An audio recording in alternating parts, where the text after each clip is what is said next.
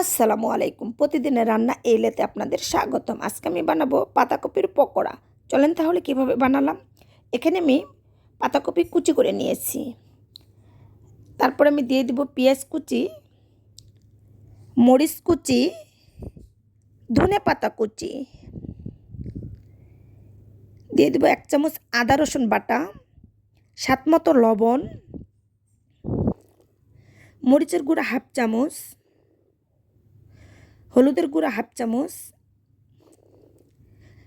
ধনিয়ার গুঁড়া 1 চামচ, জিরার গুঁড়া 1 চামচ, গরম মশলার গুঁড়া 1 চামচ, দিয়ে দিব একটা বড় চামচ দিয়ে 1 চামচ বেসন, 1 চামচ চালের গুঁড়া,